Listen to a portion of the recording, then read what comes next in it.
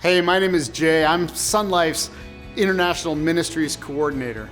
I'm really excited to be with you today to share a disciple-making moment. As I think about Jesus' life and his strategy and his ministry, man, there's just so much there. I mean, Jesus is such a deep well. We can never dig to the depths of all of who he is and all of what he's done in his ministry, or as we think about his strategy by any stretch of the imagination. So what we want to try to do is take off little bits and pieces, little bite-sized chunks, one chunk at a time. And today I just want to think about one little idea with you for a minute.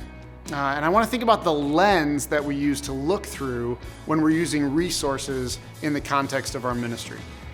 I mean, there are a lot of good ministry resources out there, right? There are lots of good books, there are lots of good videos, there are lots of good curriculums, DVDs, whatever.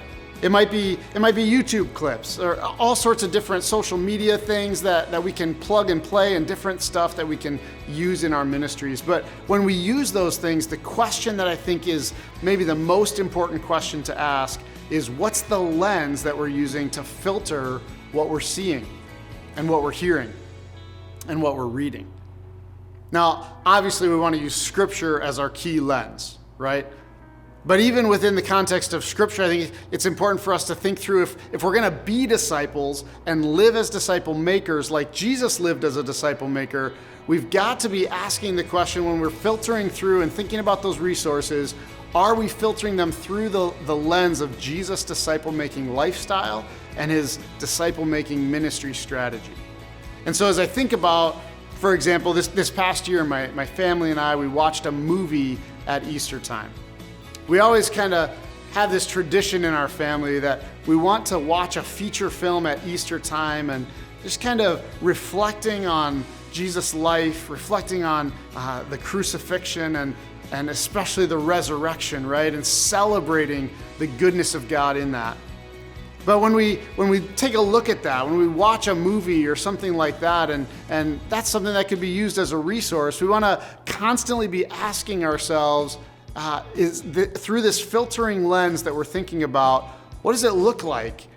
Did Jesus' ministry actually look like this? How accurate is this to the gospel accounts?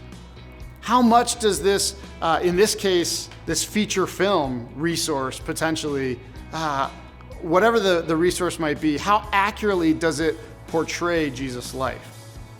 What are the things that this might be missing? What are the things that this got right? What are the things that maybe it got wrong, or some of those kinds of things? So my challenge for you is just this super simple idea that when you use a resource, or when you share a resource with someone, or when you recommend a resource to someone, that you'd be thinking about and encouraging them to think about that filter. What's that filter? And are we filtering those resources through the disciple-making lens of Jesus' life and ministry? You know, the simple fact is that nobody gets everything right, except, of course, for the Scriptures, right? We know that the Scriptures are inerrant, the Scriptures are accurate, that the Scriptures are perfectly preserved and well written by the Father. And so we always want to take everything back to Scripture.